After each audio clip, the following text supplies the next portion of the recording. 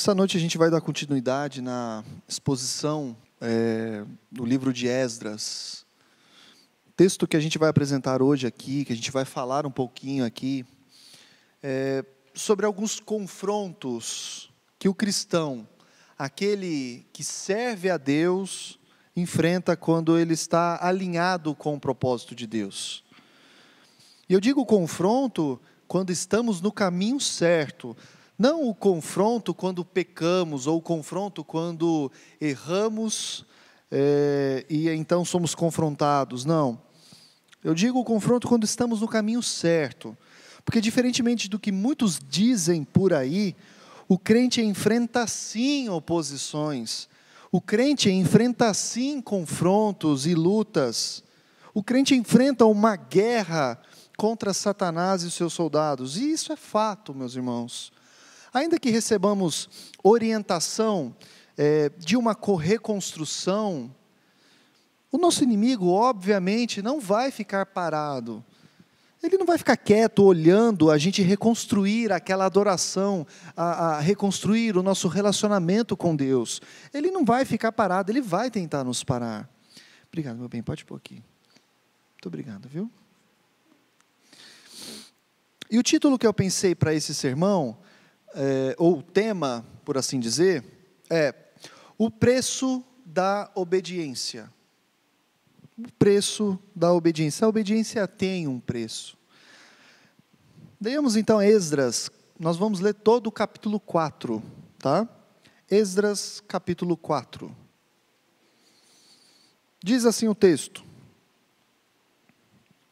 quando os inimigos de Judá e de Benjamim souberam que os exilados estavam reconstruindo o templo do Senhor, o Deus de Israel, foram falar com Zorobabel e com os chefes das famílias.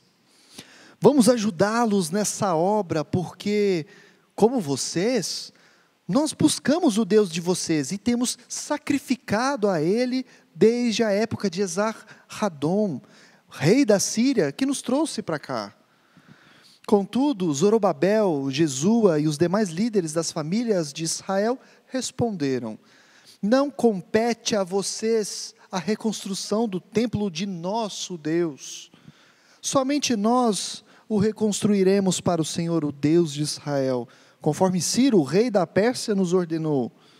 Então a gente da região começou a desanimar o povo de Judá e a atemorizá-lo, para que não continuassem a construção.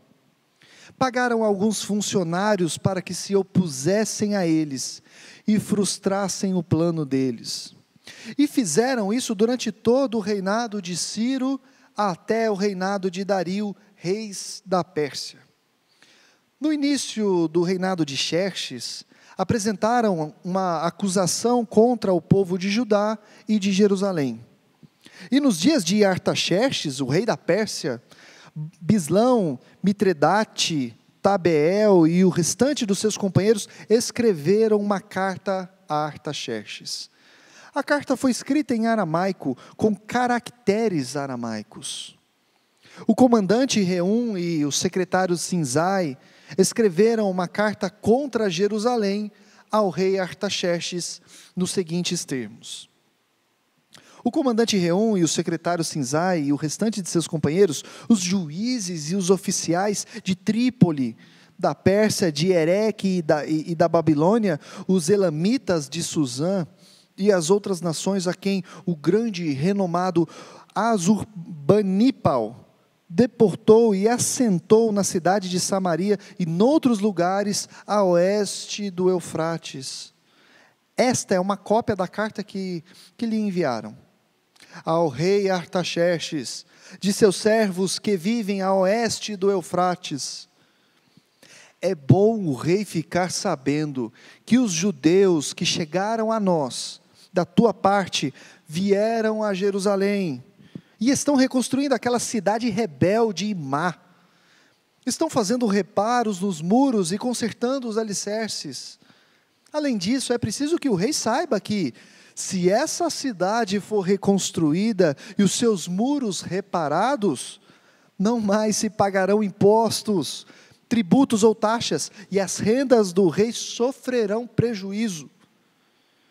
Agora, visto que estamos a serviço do palácio, e não nos é conveniente ver a desonra do rei, estamos enviando esta mensagem ao rei, a fim de que se faça uma pesquisa nos arquivos de seus antecessores.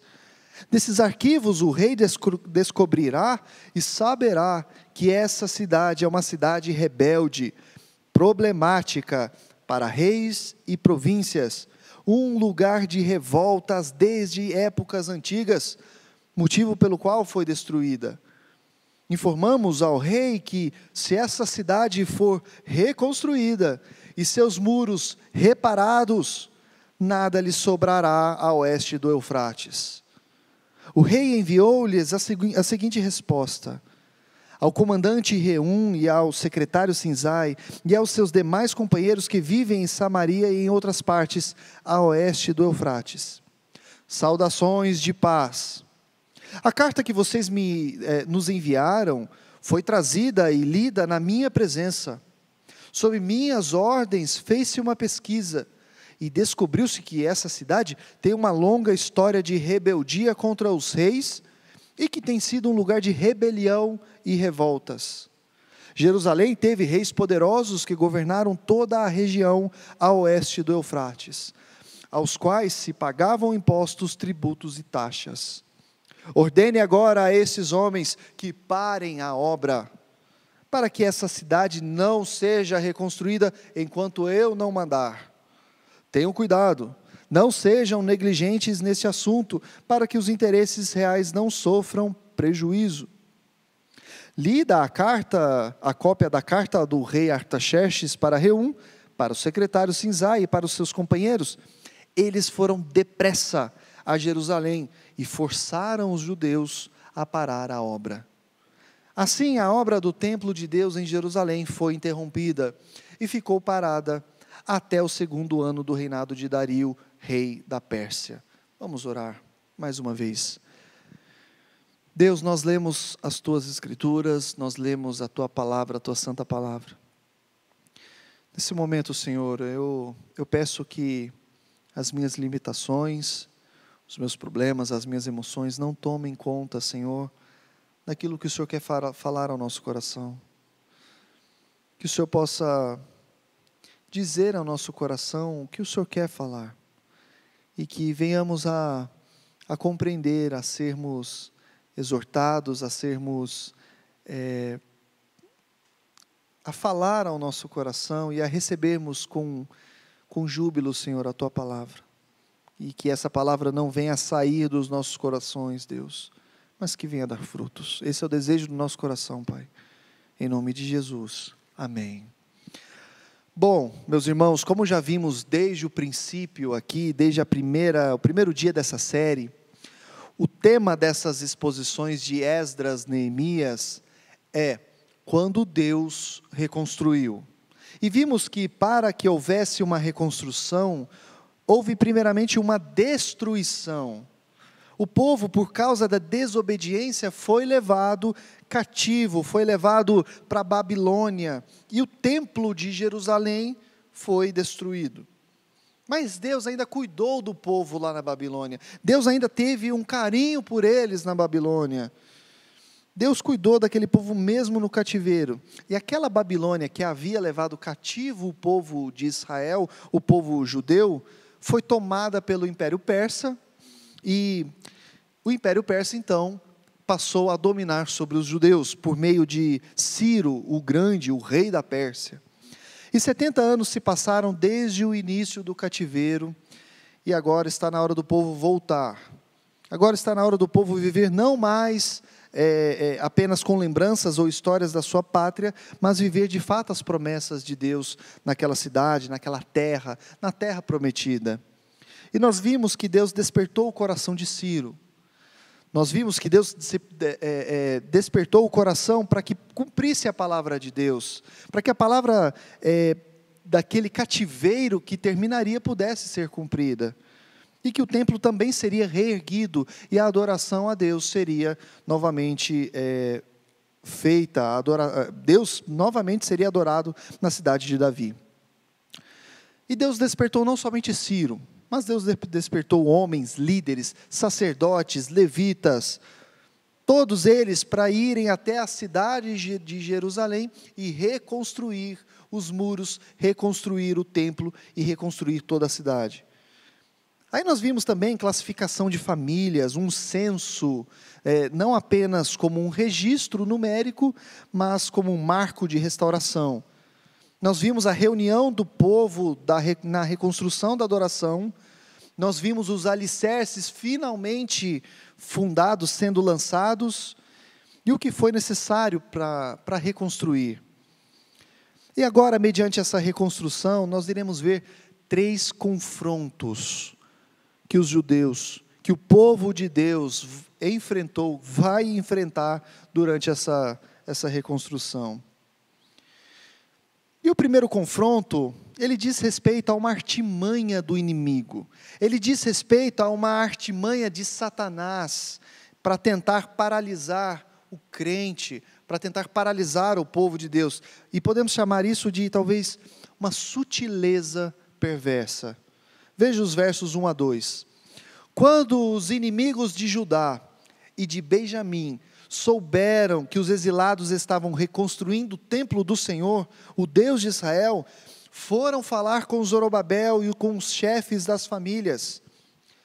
Abre aspas, vamos ajudá-los nessa obra, porque como vocês, nós buscamos o Deus de vocês, e temos sacrificados a Ele desde a época de Esar-Hadom, rei da Síria, que nos trouxe para cá. O texto diz que são os inimigos de Judá e de Benjamim. E quando esses inimigos souberam que o templo estava sendo reconstruído, eles foram falar com os chefes, com Zorobabel. E eles, perceba aqui a maneira, a sutileza como eles se achegaram até os líderes. Eles não foram com pedras, eles não foram com paus, eles não foram com um confronto direto. Eles não foram com tanques de guerra e muito menos com armas na mão. Como que eles foram? Bom, eles foram com uma sutileza perversa. Eles chegaram e disseram, ei, vocês aí, poxa, é muito serviço para vocês aí. A gente ajuda vocês, a gente reconstrói junto isso aí. Até porque nós buscamos também esse Deus que vocês tanto buscam. Nós, inclusive, já sacrificamos a Ele há muito tempo. Perceba que a oferta aqui era uma oferta de paz. A oferta aqui era uma ajuda. Mas tudo isso estava travestido. A real intenção deles era a destruição do povo judeu. Era a paralisação da obra. Eles eram inimigos dos judeus e não amigos. Inclusive estes homens aqui, eles usam o próprio Deus como desculpa das suas artimanhas, daquilo que eles querem. Vejam, nós buscamos o Deus de vocês desde a época de Esar-Hadom, rei da Síria, que nos trouxe para cá. E que época é essa? O livro de Reis vai nos lembrar, vai também nos ensinar acerca desse povo. E lá vai falar que o povo podia de fato reconhecer, se eu não me engano é Reis capítulo 17. O povo vai falar que reconhecia de fato Deus, o Deus dos judeus. Eles sabiam que existia o Deus dos judeus, mas eles sacrificavam os filhos a Moloque. Esse povo aqui, até mesmo eles pudessem adorar o Deus dos judeus, mas eles também adoravam os deuses deles, os deuses pagãos. Percebam que para eles não importam se Deus é o único Deus ou não, porque o Deus dos judeus era mais um Deus que podia ser adorado. E eles não se importavam com as leis de Deus. Eles não se importavam com as regras que Deus havia dado ao seu povo, e muito menos se importavam com a vontade de Deus para aquele povo. Eles queriam parar a reconstrução, porque os judeus só adoravam a Deus, o Senhor. Os judeus não queriam um sincretismo. E o confronto direto parece que não está mais sendo visto como uma estratégia. E é por isso, meus irmãos, que nós precisamos ficar atentos. Nosso inimigo vai nos combater tentando ser o nosso aliado. Nosso inimigo vai tentar nos derrubar, dando tapinhas nas nossas costas. Hoje nós vivemos em um mundo ideológico. Hoje nós vivemos em um mundo onde a pauta ideológica está em alta. E essa pauta ideológica percebeu que não ia vencer em um confronto direto. Então o que ela faz? O que ela fez? Bom, vamos entrar nas escolas das nossas crianças, né? Ou das crianças deles. Vamos entrar nas igrejas desses nossos inimigos. Vamos fazer com que com que nós sejamos convidados a entrar dentro das famílias dos crentes. E assim nós poderemos então destruí-los. Olha, a artimanha terrível é isso aqui. E se não estivermos atentos a essa sutileza, nós cairemos em pesadas armadilhas, irmãos. O que fez Zorobabel e os chefes das famílias? Bom, eles responderam: não compete a vocês a reconstrução do templo do nosso Deus, somente nós reconstruiremos. Irmãos, tem coisas que seremos nós a reconstruir, tem coisas que o inimigo tentará se aproximar com sutileza, com promessas vãs, com dinheiro, porém não podemos dividir a responsabilidade de qualquer coisa nossa que devemos fazer, que pertence a nós, com pessoas de fora, quando Deus chama a nós para executá-la. A resposta desses homens foi taxativa, a resposta foi contundente, não teve meio termo, não teve vamos dizer assim, um apaziguamento. Vamos tentar achar agora um meio termo aqui. Não, eles não tentaram arranjar um jeito. E convenhamos, meus irmãos, ajuda para uma obra, eu não sei se alguém aqui já mexeu com obra, mas ajuda para uma obra como essa aqui viria muito a calhar. Mas eles sabiam das responsabilidades que tinham. Eles sabiam do preço da desobediência lá atrás e o preço da obediência agora. Não, eles disseram, cabe a nós reconstruir. Os líderes aqui, então, sabiam que esses homens não se importavam com Deus. Zorobabel e os chefes sabiam que eles não queriam manchar, que eles não queriam apenas adorar a Deus, mas eles queriam manchar a adoração com os deuses pagãos deles. E diz o texto que esses homens aqui, depois da resposta dos chefes das famílias e de Zorobabel, vendo que não conseguiram o seu intento, partiram para uma outra estratégia, ou seja, começaram a desanimar o povo. E esse é o segundo confronto que esse povo, e que também o crente enfrenta no seu propósito com Deus, o desânimo. Eles viram que não havia dado certo, irem até os líderes, aos chefes das famílias, com aquela sutileza perversa. Então o que eles fazem?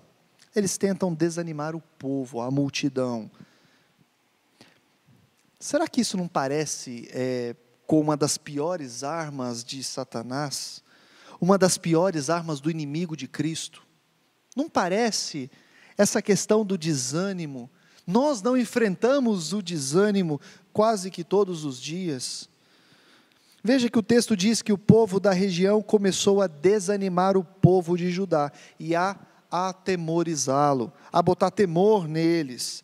Eles disseram: ei, vocês aí, para que todo esse trabalho? Vocês foram destruídos tantas vezes por causa desse templo. E olha, eu não sei não, viu, mas esses seus líderes são radicais demais. Esses seus líderes vão trazer problemas para vocês. Se eu fosse vocês, eu sairia logo daí. Se eu fosse vocês, eu não ficaria aí. O desânimo é uma das piores armas contra o crente. Porque, olhe bem, perceba uma coisa. O crente adora um Deus que não se vê, na promessa de algo dito por um livro que ainda não aconteceu. E o crente se destitui da sua vida, ele se destitui dos seus prazeres, ele se destitui dos seus sonhos, para viver não mais as suas vontades, mas a vontade de um Deus que ele nunca viu com os olhos naturais. E ele passa a vida toda aguardando essa promessa. E muitas vezes da sua juventude até a sua velhice. Naturalmente falando, se o Espírito Santo não nos auxilia, não nos ajuda, para um desânimo completo, basta um pulinho, basta um sopro, basta uma palavra mal intencionada ser disseminada. Nós conhecemos inúmeros casos de homens e mulheres que aparentavam viver a vida de Cristo, né, mas que desanimaram por causa das tempestades da vida. Abandonaram o propósito, abandonaram a reconstrução do relacionamento com Deus e jogaram fora a obediência que lhes tanto fora pedido. Esses homens usaram das palavras desanimadoras, das ameaças de um confronto para desmotivarem o povo de Deus. E a pergunta aqui fica: qual arma o diabo tem usado para te desmotivar? Qual palavra ou qual situação tem sido desanimadora para você? Nós temos dado ouvidos a esses que desanimam o povo de Deus? Nós temos dado ouvidos a situações que constantemente nos confrontam a largar as coisas de Deus, nos acovardados diante das ameaças que tentam nos paralisar? Se esse temor, se esse desânimo pregado por esses homens aqui do texto ainda não bastasse, eles ainda pagaram, tiraram dinheiro do próprio bolso, para pagar a alguns de dentro do povo judeu, alguns dos próprios judeus, para que esses judeus pudessem combater o seu próprio povo e o seu próprio líder. O que o texto está dizendo é que esses homens de dentro dos judeus aceitaram suborno. Esses não quiseram pagar o preço da obediência, e muito pelo contrário, eles se renderam ao dinheiro e aceitaram lutar contra o próprio povo e contra o propósito de Deus, que era a reconstrução da adoração. Os cananeus aqui, além de inventarem mentiras contra o povo judeu, ou de distorcerem a verdade, pagaram homens da própria terra de Judá para que mentissem, para que frustrassem o plano da reconstrução. E diz o texto que isso perdurou da época de Ciro até o reinado de Dario. Porém, eles viram que a reconstrução estava seguindo adiante. Eles viram que mesmo em meio às sutilezas perversas dos inimigos, mesmo em meio às mentiras e verdades deturpadas dos inimigos, e mesmo em meio ao pagamento que alguns deles receberam e se viraram contra eles, a reconstrução continuava. Zorobabel e os chefes das famílias aqui enfrentaram tudo isso, mas continuaram a reconstrução. Eles estavam fitando o alvo, eles estavam fitando o propósito que Deus havia dado a eles, aquela profecia que haveria de se cumprir, de que o templo iria se reerguer, e que o Messias iria vir à terra, e o Messias iria pregar no templo, o Messias iria pisar naquelas pedras sobre o chão do templo. Meus irmãos, o nosso inimigo vai tentar de todo jeito nos parar. Se nós olharmos para a história da igreja, nós vamos ver que o crente sempre enfrentou essas coisas, e hoje não é diferente. Esses homens aqui, porém, eles não pararam, eles se reuniram. Muitos dos líderes dos cananeus, muitos dos líderes desses homens dos cananeus aqui, eles se ajuntaram e tentaram fazer um documento, tentaram fazer uma carta para enviar ao rei da Pérsia. Eles viram que não conseguiram de qualquer outro jeito. Então, vamos fazer um documento para o rei. E esse aqui é o terceiro confronto que um crente, que um povo de Deus pode enfrentar. E qual é esse confronto? Bom, é o confronto por meio da legalidade. É o confronto por meio dos dispositivos legais, da institucionalização. Mais mentiras e mais deturpação da verdade, mas agora tornando-se em dispositivos legais, se tornando institucional. Diz o texto do verso 7 ao 10, que os líderes da região, das regiões, o comandante Reum, o secretário Sinzai, alguns juízes, oficiais, eles escreveram uma carta para o rei da Pérsia contra Jerusalém. E a partir do verso 11 é exposto o teor dessa carta. E na carta esses homens dizem assim: olha, grande rei, nós aqui, todo mundo aqui que é os seus verdadeiros servos, todos nós que já estávamos aqui antes desses judeus voltarem, nós precisamos avisar o Senhor antes que seja tarde demais. Nós estamos aqui de bom grado, nosso rei, nós somos anciãos aqui, nós somos juízes do seu reino, nós sempre tivemos paz aqui. Mas veja, se esse povo reconstruir essa cidade, se esse povo levantar essa cidade aqui, eles não vão mais pagar tributos, eles não vão mais pagar impostos, eles vão se rebelar contra o rei. E se o senhor acha que é mentira, veja o senhor mesmo os documentos deles, os livros da história desse povo, que o senhor provavelmente deve ter armazenado aí, e o senhor verá que esse povo é um povo rebelde contra reis. Meus irmãos, aqueles judeus que estavam reconstruindo o templo não queriam guerra, não queriam confusão, eles só queriam erguer novamente a adoração ao único Deus. Mas a carta que foi para o rei da Pérsia continha a famosa meia-verdade. De fato, o povo judeu enfrentou muitos inimigos, deu muito trabalho a muitos reis ao longo da sua história.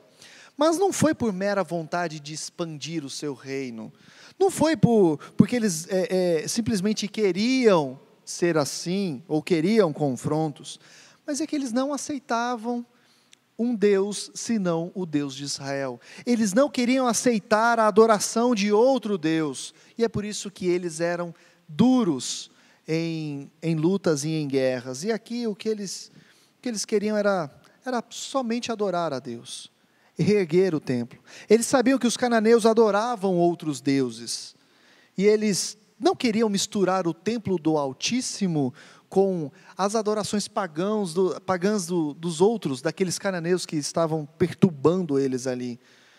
Meus irmãos, às vezes você vai querer fazer o que é certo, às vezes você vai querer fazer o que agrada a Deus, você vai querer fazer aquilo que é correto, e você vai se deparar com homens que querem a todo custo fazer você paralisar, situações que são colocadas à nossa frente, que vai tentar nos paralisar. Quer um exemplo? A nossa sociedade nunca enfrentou um problema tão grande quanto o problema de nossas crianças hoje. Há governos que têm para si o domínio das crianças, e você que é pai e mãe, se você não aceitar o que o governo diz, o que o governo fala, o que o governo ensina, eles vão tirar o filho de vocês. Isso acontece. Eu ouvi inclusive relatos que é assim no Canadá. Isso acontece. A maldade, a perseguição, a desconstrução familiar se tornou institucional. E agora devemos ter cautela para lidar, pois senão seremos presos, senão seremos arrancados de nossos lares, perderemos os nossos filhos, e isso por causa de uma mentira ideológica, uma mentira institucionalizada. Esses homens do texto aqui obtiveram temporariamente, e aqui é um spoiler, temporariamente, a paralisação da obra do templo. O rei da Pérsia mandou buscar então os registros, e viu as rebeliões, e viu tudo aquilo que o povo de Israel, o que aconteceu, o que sucedeu com grandes reis. E por causa desses homens aqui, que conseguiram ludibriar o rei então ordenou que se parasse a obra. Às vezes os homens enfrentam tempestades, às vezes o vento que vem, ele parece ser pesado demais, ele parece ser forte demais. Mas um spoiler aqui já para as próximas semanas. Esses homens os judeus voltaram a reconstruir o templo. Eles finalizaram a reconstrução do templo. E quando um pouco mais à frente, quando os cananeus ficaram sabendo que eles estavam voltando a reconstruir o templo, eles foram correndo contar ao rei, fofocar ao rei, tentar mais alguma coisa para que essa obra não continuasse.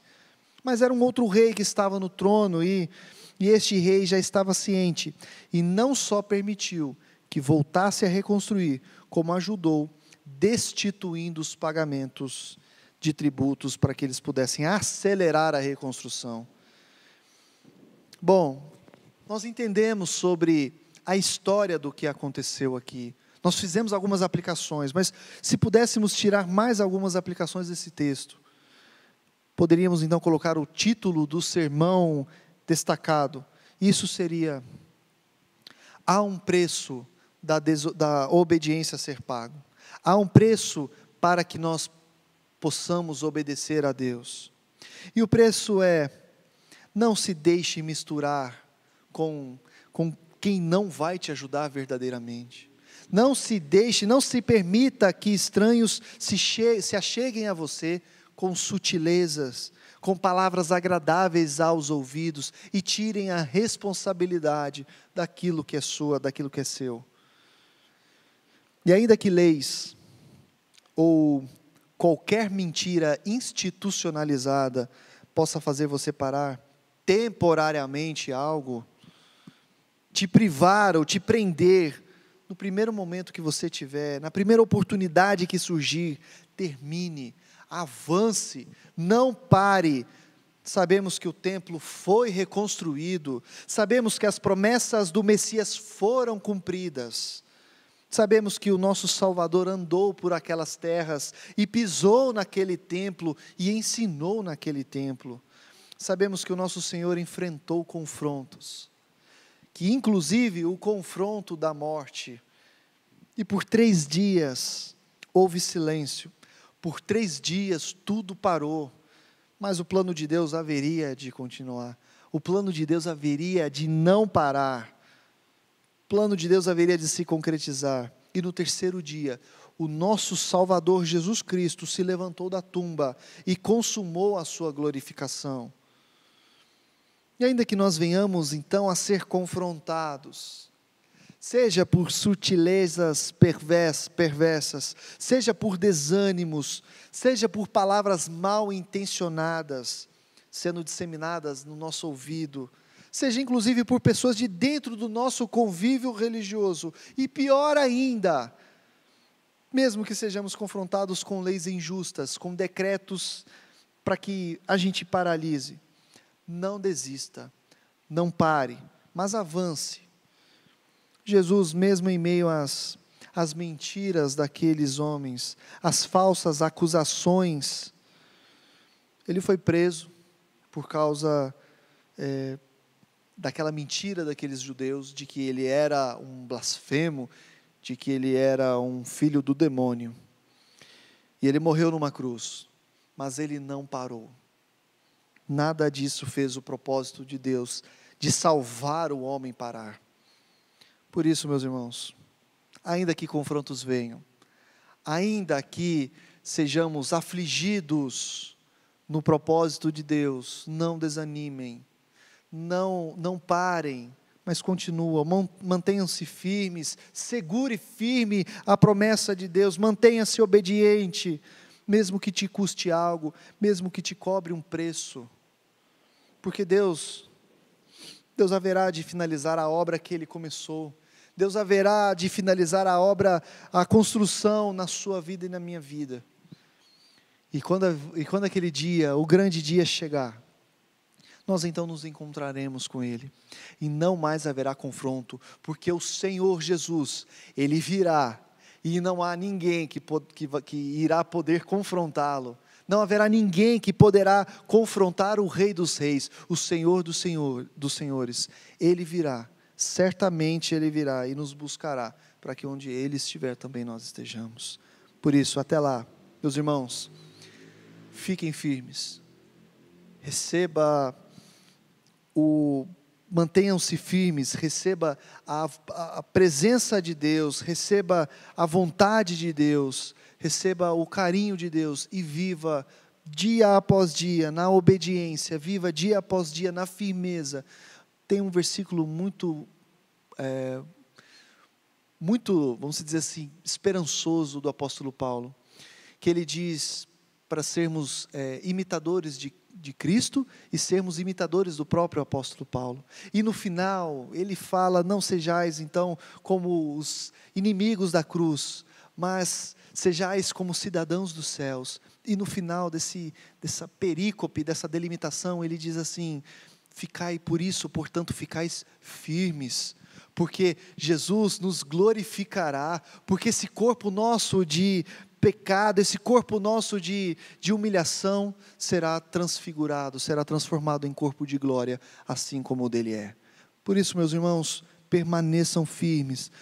Se você está construindo algo com Deus, não pare, não desanime, mesmo que tudo possa indicar o contrário, mas que você permaneça e construa a sua vida em Deus, até que Ele venha ou até que o Senhor nos chame. Vamos orar, meus irmãos. Pai, em nome de Jesus, nós te agradecemos, Senhor.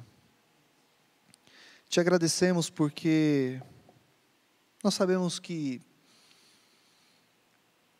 as coisas não são um mar de rosas.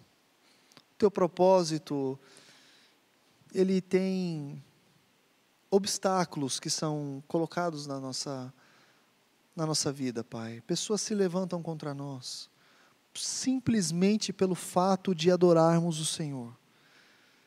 Nós não fazemos mal a essas pessoas, mas pelo simples fato, Senhor, de servir o Teu nome, nós somos odiados, e isso se cumpre, Deus, o que a Tua palavra diz, que seríamos odiados pelo nome de Cristo, por sermos servos de Cristo.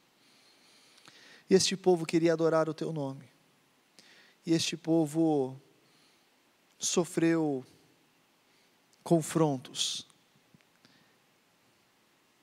de sutilezas perversas, sofreu confrontos de desânimos e mentiras, e sofreu confrontos inclusive do governo e de instituição. Mas, Senhor, nós sabemos que o Teu propósito se cumpriu, o Teu Messias veio, e hoje nós podemos estar aqui, Senhor. Não deixe que nós desanimemos, não deixe que nós sucumbamos, Senhor, ao pecado, mas que a Tua graça possa nos libertar e nos fazer continuar. Não permita que pessoas com más intenções se acheguem perto de nós, mas se elas se achegarem, Deus, nos dê discernimento, para que a gente diga não, nós reconstruiremos a nossa adoração com Deus. Esse é o desejo do nosso coração, Pai. Nos ajude a cuidar de nossas crianças e não permita que a instituição paralise, Senhor, a Tua presença em nossa vida. Não permita que a instituição paralise aquilo que o Senhor mesmo instituiu, de cuidarmos dos nossos filhos, de ser bênção na vida dos nossos filhos, da nossa família, Senhor. Não permita, para que a gente não venha a desanimar. Esse é o desejo do nosso coração, esse é o desejo do nosso mais íntimo e profundo coração, Pai. Nos ajude, nos guarde e nos proteja. Em nome de Jesus que eu te peço e eu te agradeço. Amém.